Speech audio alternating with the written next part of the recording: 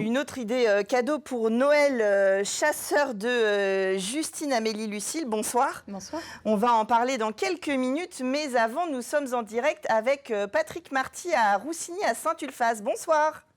Bonsoir.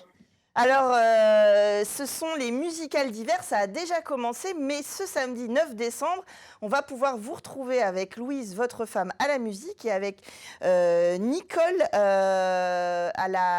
au conte, pardon. Une soirée conte donc auprès du feu. Voilà, c'est ce qu'on organise tous les hivers. On essaye de faire des petites soirées au coin du feu. On a une grande cheminée chez nous. Et pour pas perdre donc le contact avec le public, on organise des petites soirées au coin du feu, très sympa, très convivial. Et les gens aiment bien comme ça passer un petit moment hors du temps, écouter de la musique ou des contes. Alors là, ce week-end, vous nous avez concocté quoi? Il y aura de la musique, des contes, de quoi on va parler? Un peu de féerie? Voilà, c'est-à-dire que c'est Nicole Poujon avec qui on a l'habitude de travailler depuis des années, qui est comédienne, conteuse. Donc on lui a demandé de faire une sélection de contes et de textes autour de Noël extraordinaire. Donc il y aura des contes, mais aussi des petites choses historiques. Voilà, savoir combien, par exemple, le Père Noël avait de reines. On ne sait jamais combien il y avait vraiment de reines, des petites choses comme ça. Voilà, puis donc tous ces contes seront illustrés musicalement par moi, puis par Louise. Donc nous on adore faire ça, donc on fera des petites interventions ou des grandes interventions musicales très féeriques aussi, qui collent bien avec l'ambiance et la thématique. Nicole, qui animait l'atelier théâtre du festival pour enfants des Trois Tambours cet été, pour ceux qui nous regardent et qui ont pu participer à ce festival, elle est bien connue de Saint-Ulphace. Ouais. Oui, oui, et puis l'extraordinaire, c'est quelqu'un qui est vraiment on peut lui demander n'importe quel thème, elle peut vraiment travailler sur. C'est vraiment quelque chose d'extraordinaire. Enfin, moi, j'adore travailler avec elle. Très simple, on aime bien, très efficace et très chouette sur scène. C'est vraiment quelqu'un avec qui on adore travailler. Très généreuse aussi. Ça continue les musicales d'hiver, c'est comme son nom l'indique, tout l'hiver durant. Le 13 janvier prochain, vous aurez Élise Richard pour une soirée au piano. Oui, alors ça c'est une rencontre fabuleuse. On la connaît pas, enfin maintenant on la connaît, on s'est rencontrés à Paris. En fait, c'est une Québécoise, une pianiste qui a décidé du jour au lendemain de tout lâcher, de venir s'installer à Paris. Et là, elle venait d'arriver à Paris. Elle a vu un message qu'on avait envoyé un petit peu sur Facebook, un message on cherchait des musiciens pour venir jouer chez nous. Et elle a répondu tout de suite. Et on s'aperçoit que c'est une grande musicienne, vraiment très talentueuse, qui a fait énormément de choses et qui apparemment veut changer de vie. Et donc, voilà, c'est tout le charme avec l'accent québécoise, avec une façon de se jouer, d'aborder des répertoires aussi un peu différents, un peu à l'anglo-saxonne, c'est-à-dire qu'on peut mélanger classique, moderne, musique américaine, enfin, création contemporaine. Voilà, c'est des musiciennes qui est prête à jouer absolument tous les répertoires. Et je pense qu'on va passer vraiment une excellente soirée. On se connaît encore pas très bien, mais les quelques minutes qu'on a passées ensemble, déjà, une petite rencontre, c'est vraiment quelqu'un assez sympa et je pense qu'on va faire beaucoup de choses avec elle. Alors, si on est bien au coin du feu à Roussigny, on pourra aussi profiter le 10 février de Jean-Pierre Desroires, qui est déjà venu chez vous, qui est bien connu des Sartois et qui est un jazzman qu'on ne présente plus. Bah voilà, nous c'est pareil, on adore travailler avec Jean-Pierre. C'est quelqu'un d'un grand talent qui est assez spécial. Donc on aime bien aussi les gens un peu atypiques, mais vraiment moi j'attends avec impatience ce concert parce que souvent il joue plutôt avec des orchestres en quintette, quartet. Là il va être à deux avec un piano, trompette piano. Et j'attends de le voir un petit peu comment ça va sonner sur un petit espace comme ça, un petit instant. Et je pense que lui aussi est très content de venir. Voilà. Donc, on est très, très heureux d'accueillir le jazz à Roussillon. On ne l'a pas encore vraiment fait. Et moi, je voulais justement commencer une programmation avec Jean-Pierre parce qu'il il a des projets assez fous en général. Donc, nous, comme on est aussi assez fous, du coup, on s'est bien rencontrés. Et il reviendra au mois de mai pour faire une tribune à Art Blackie. Et il prépare vraiment un super programme. Ça va être très chouette. Alors, ces soirées, elles sont à 20h. Roussigny, c'est à Saint-Ulphace, pas très loin de la Ferté-Bernard. Mais on est dans le Perche sartois et ce sont des soirées à petite jauge qui se font au chapeau. Voilà, c'est au chapeau, il y a une quarantaine de places. C'est vraiment très chaleureux. Après, on partage un petit verre de vin chaud. Là, j'ai fait, je sais pas combien de pain d'épices parce qu'on fait du miel et tout, donc on a fait du pain d'épices. Et je pense que ça va être très sympa. Voilà. Ça serait bien avec la neige, mais bon, il n'y aura pas de neige. Mais bon, on a eu une année, il y a eu de la neige. C'était Alors, vraiment en tout magique. cas, pour ce samedi, il n'y aura pas de neige. Peut-être pour les prochaines dates, rendez-vous est pris à 20h. On peut vous envoyer un petit mail. On va sur roussigny.fr pour être sûr, si on vient de loin, d'avoir sa place au coin de la cheminée. Merci Patrick d'avoir été avec nous en direct ce soir. Et bon Eh ben, concert merci à pour vous. samedi. Ok, ça marche. Au revoir. Au revoir. Sans transition, si on veut rester au coin du feu avec un plaid et se plonger dans une histoire un peu comme vous le disiez en préparant l'émission, comme une intrigue, une enquête, Chasseur, donc c'est en 2 tomes. Qu'est-ce que ça raconte ?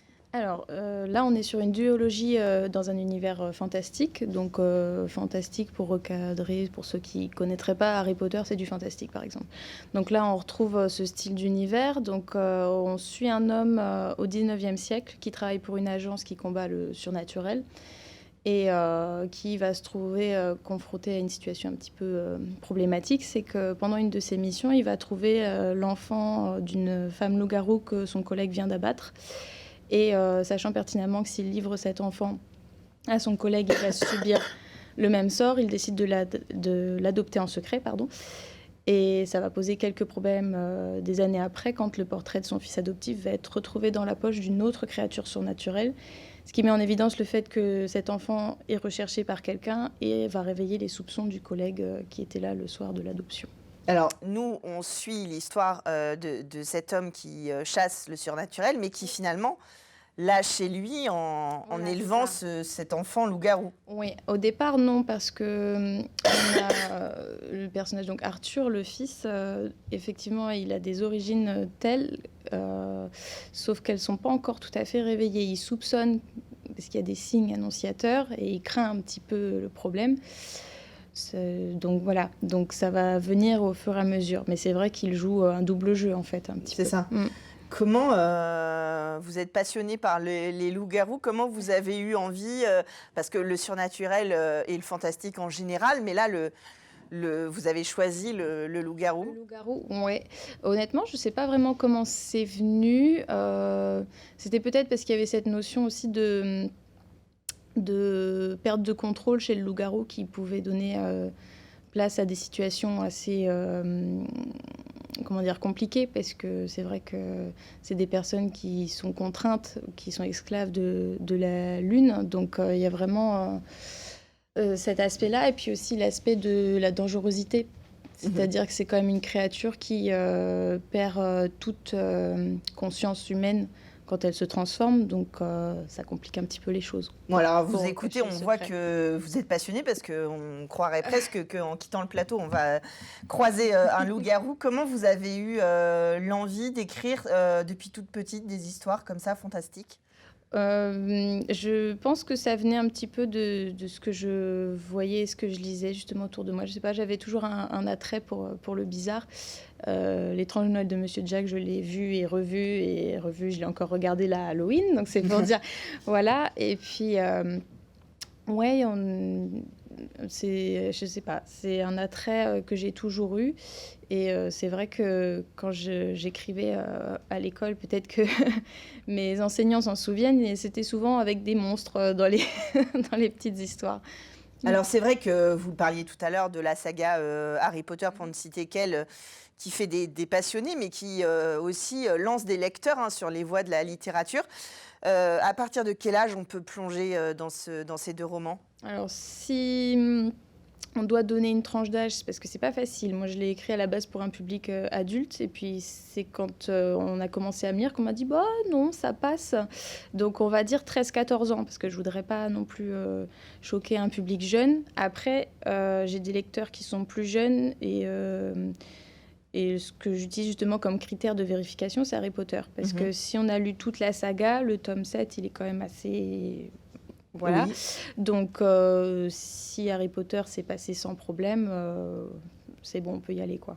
Bon, alors après, on peut quand même, sans spoiler, leur dire que ça reste des mots et de la littérature, que ce n'est pas la Voilà. vraie vie. Alors là, l'histoire, elle est finie avec ces 2 tomes-là. C'est ça. Est-ce que vous écrivez, on va bientôt pouvoir lire d'autres histoires? J'espère. J'ai plusieurs projets en cours, donc ça prend un petit peu de temps, mais je pense qu'on y arrivera éventuellement. Pas forcément avec les mêmes personnages? Non, pas forcément avec les mêmes personnages. J'aimerais bien, mais pour l'instant, il n'y a pas assez de matière. Donc je préfère m'arrêter sur 2 tomes qui sont d'une qualité, je pense, correcte quand même, plutôt que d'en écrire un 3e juste pour me faire plaisir et que ce soit un petit peu médiocre au niveau de l'histoire. Voilà, je préférais... Voilà, comme dans la saga, s'arrêter au bon moment pour...